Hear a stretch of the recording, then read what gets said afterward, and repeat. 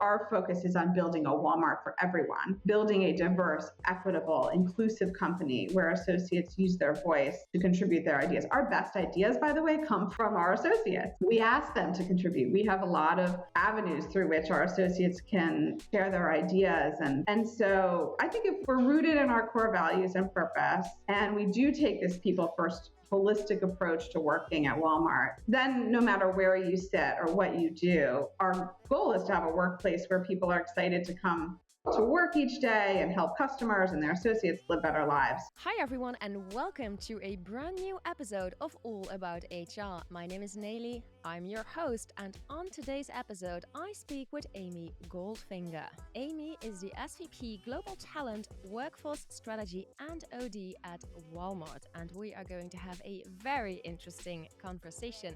Before we get started though, as always, if you haven't done so yet, don't forget to subscribe to the channel, hit that notification bell, and like this video.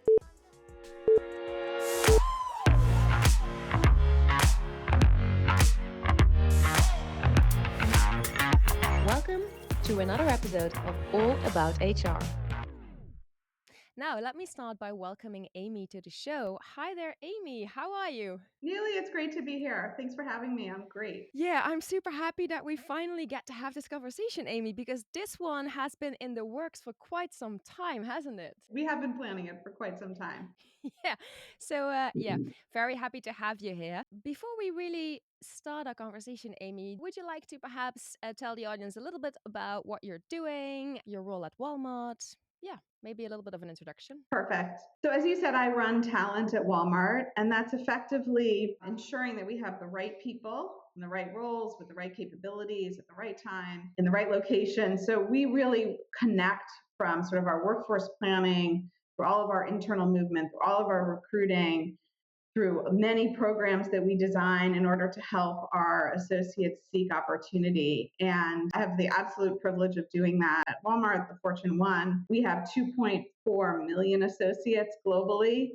And like I said, it's an absolute privilege to serve the organization and our associates. Nice. And thank you for that. Now, Amy, what I would love to talk to you about today is the employee experience, and then more specifically, the employee experience for frontline workers, because we often talk about the employee experience for people who are mostly based in offices. And so I think it could be super interesting to talk about, let's say, the employee experience for the frontline workers. And maybe we can start by, some of the key pillars of this experience at Walmart. Sure. Our goal, Neely, is really for every role at Walmart, whether you're an overnight stalker or recruiter on my team at the corporate office, to have purpose and meaning. And the important part of the work that we do is connecting the work to our company's purpose. And our purpose is to help people save money so they can live better. And we're really strive to be a people first organization. And part of that focus includes creating learning, growth, development opportunities for every associate. So we have examples like debt-free education through our Live Better You programs. We have on-the-job training at our Walmart academies. We have programs to train people. We have a new fleet development program to train our truck drivers. You can get a sense for the span of roles that we have in the organization. We also take a really holistic view. This is an important part of our proposition. We take a holistic view to our employee experience. So it's not just learning and growth opportunities, although those are really critical. But we also put an emphasis on the financial, emotional, and physical well-being of our associates. So we have a lot of mental health resources like Thrive. We have an extensive network of discounts for associates in terms of caring for themselves through Air Care. So we think of it as, a blend across sort of learning and development, how we think about purpose and meaning as sort of the foundation. And then, as I said, the emotional, physical, and financial well-being of our associates. I think that makes so much sense, Amy, to be honest, to take this holistic approach to the employee experience, because you can very well be focusing on just one element, but if you don't also take all the other elements into account, I'm not really sure how much benefit that there will be actually for the people within the company, right? Okay, thank you. Very interesting. Those key pillars. Now, if we look again at the frontline workers, some would argue that the reality of frontline work oftentimes can lack meaning or fulfillment, and those were all things that you mentioned as the pillars of the experience at Walmart. So how do you get people then excited about work, or how do you neutralize perhaps some not so fulfilling aspects of their employee experience? What can you maybe tell us about that? We believe we really have a responsibility to help unlock every associate's potential by providing them with the support and the resources and the training and development they need to reach their career goals, whatever those goals might be.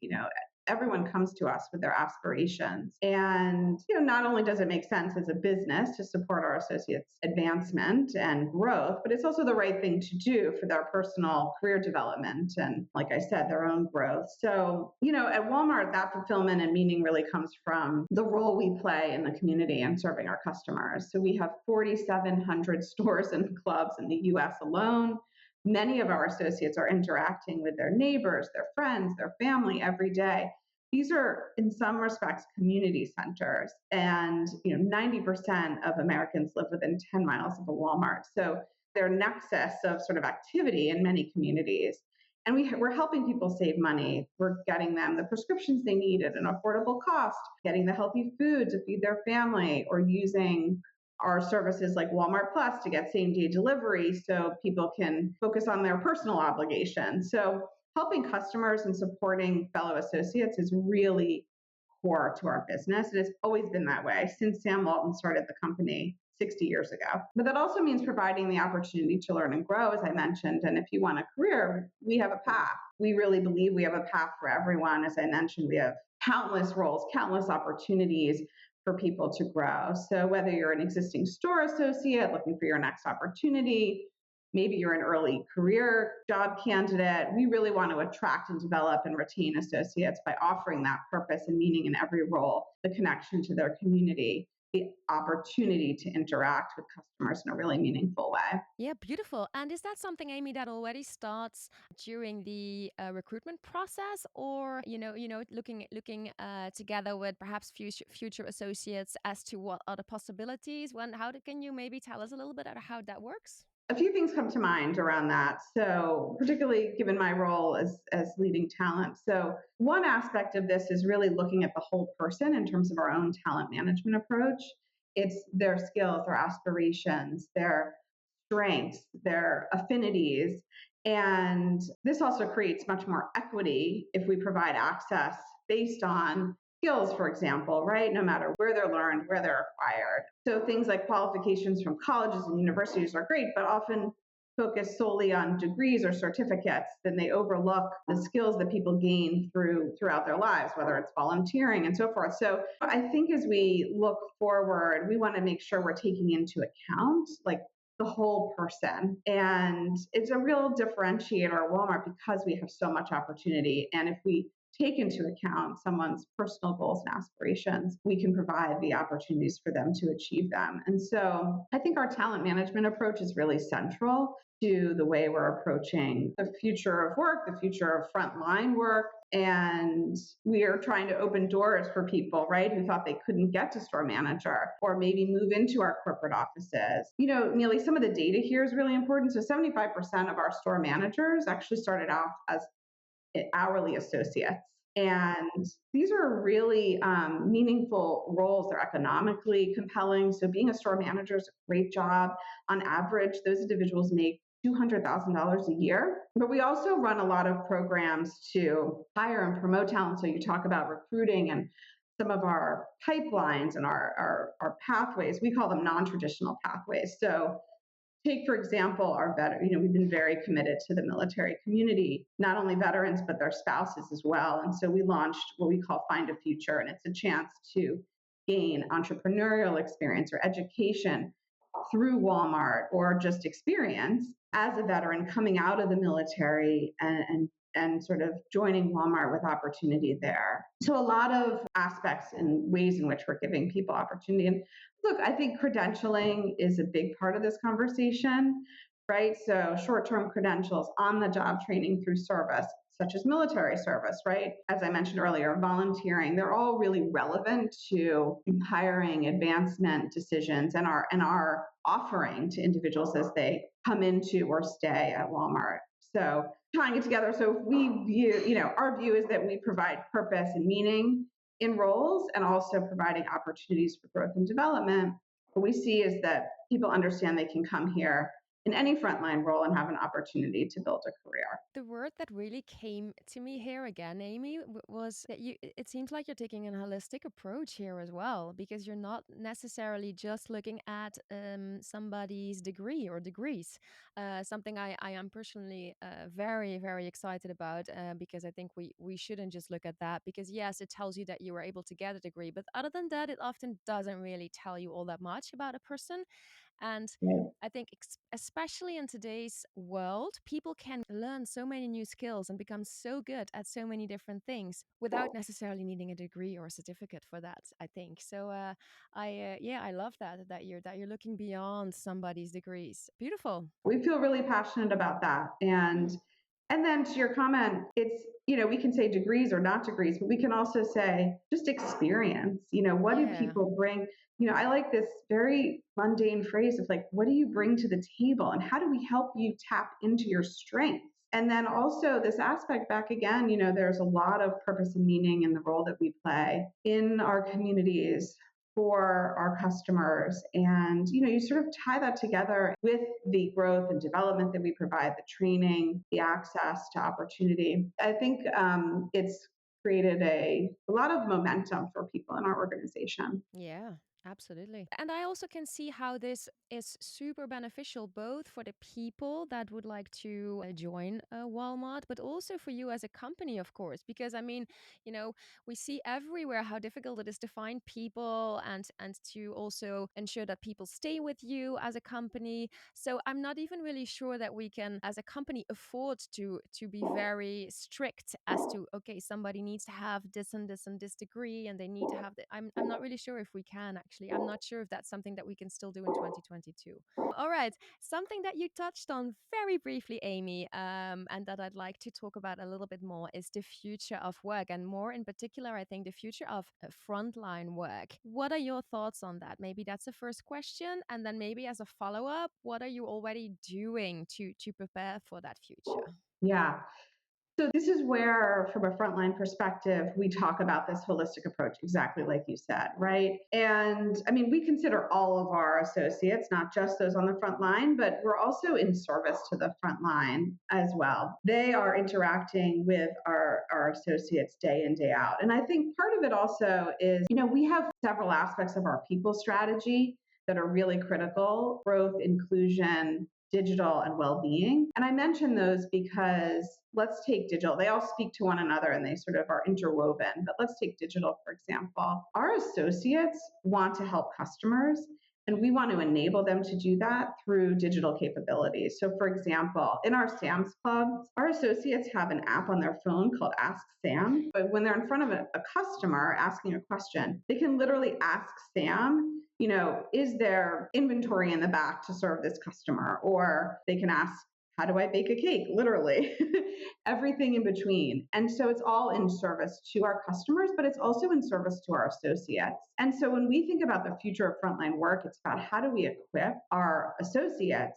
with the means by which they can serve and further sort of connect to our purpose of the workforce. And how do we also support them, as I mentioned, holistically as a person who has other demands outside of work and the financial, emotional, physical well-being pieces. So I think all of that sort of comes together in this way that we're supporting people and our associates. And then specifically, there are some programs that I mentioned, the Find a Future. There's also our HOPE program, which is our home office pathways experience, which we've just launched. It was wildly successful, where we're giving people from our field workforce an opportunity to almost have what you might consider an internship-like experience in our home office and be able to be considered for permanent home office roles and experiences. And so again, it's all sort of in the interest of what are your aspirations and how do we give people access to those pathways forward from where they are?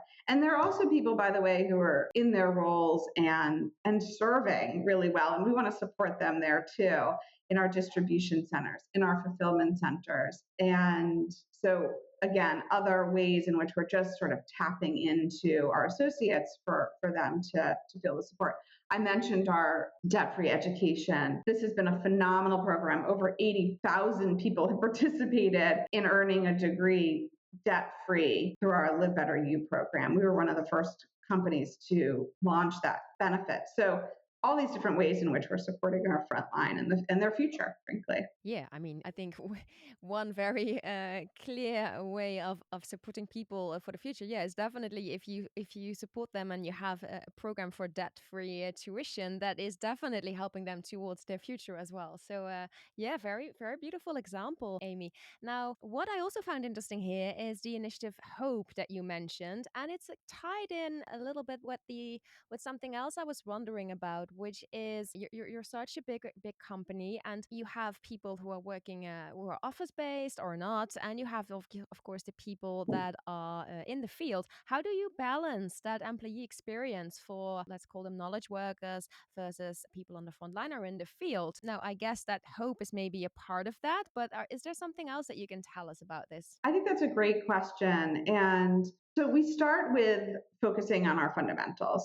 And those fundamentals matter and apply no matter where you work, right? So we can draw these distinctions, but in fact, when we stay grounded in our core values and our purpose, it's about meeting people where they are, right? And giving people the tools and resources they need to be successful, whether they're sitting at a desk or whether they're in one of our facilities. And so, how do we provide growth opportunities for everyone and connect our people to the resources they need to be successful? I mentioned as a people function, we're iterating on programs and processes around providing growth, a digital experience, an inclusive experience, and the well being. And just going back to this digital transformation that we've been undergoing, we're hyper focused on accelerating digital technologies and ways of working so that the associate experience is improved and it drives business results, right? So you don't have to walk to the back of the store, but you actually have the access in your hand. It just enables them and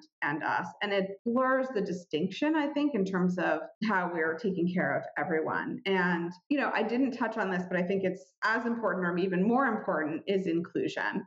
And even in the nature of your question, like what our focus is on building a Walmart for everyone, building a diverse, equitable, inclusive company where associates use their voice to contribute their ideas. Our best ideas, by the way, come from our associates. We ask them to contribute. We have a lot of avenues through which our associates can share their ideas. And so I think if we're rooted in our core values and purpose, and we do take this people first holistic approach to working at Walmart, then no matter where you sit or what you do, our goal is to have a workplace where people are excited to come to work each day and help customers and their associates live better lives. So it comes together in that regard. And while we have specific programs for different populations, at the end of the day, we're really serving all of our associates. Hmm.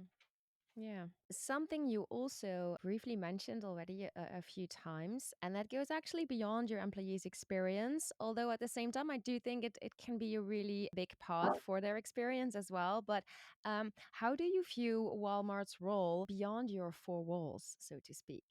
So into, yes, the local communities, for instance. Yeah, this is really important. I mean, I mentioned earlier, with 90% of people in the US living within 10 miles of a Walmart or Sam's Club, we have a responsibility. And there are a few aspects of that. One is sustainability.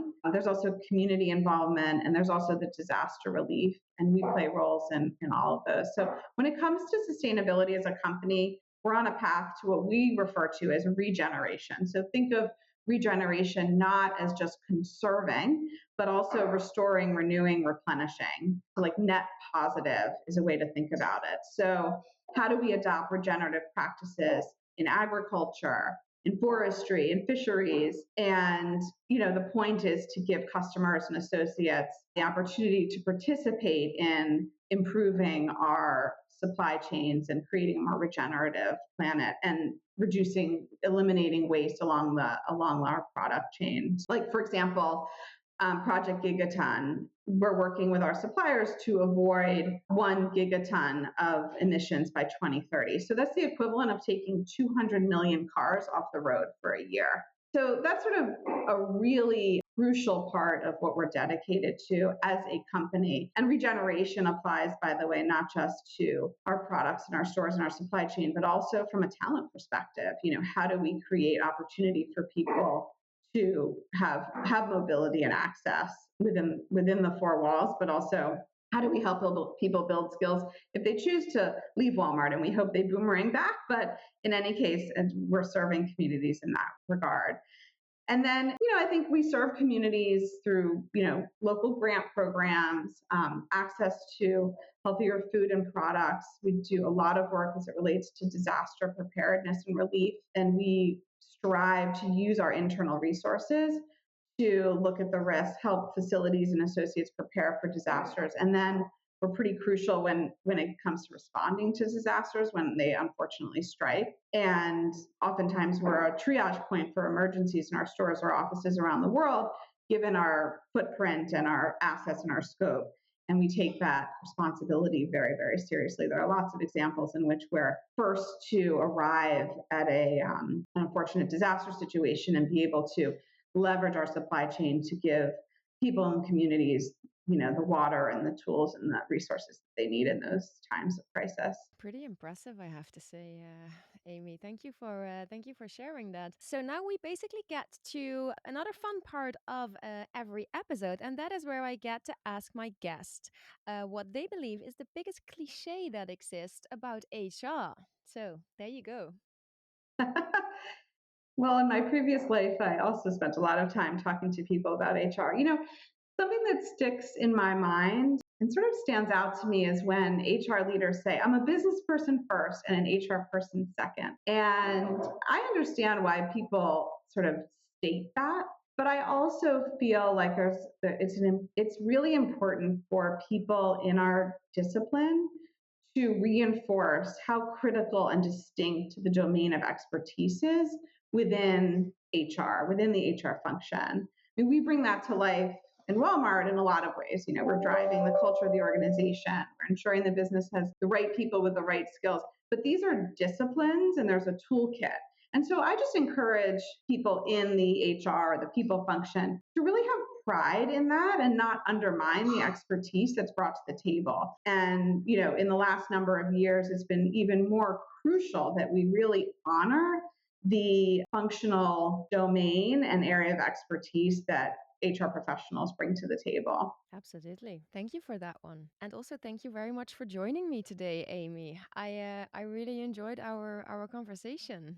I did too, Neely. This was fantastic. I love the focus on the workforce and how we can improve it. So just an absolute privilege to be here. Thank you. You're very welcome. And thank you, everybody, for tuning in as well. I hope you enjoyed it as much as I did. And if you haven't done so yet, do not forget to subscribe to the channel and like this episode. Thank you very much. And I see you soon for a new episode of All About HR. Bye.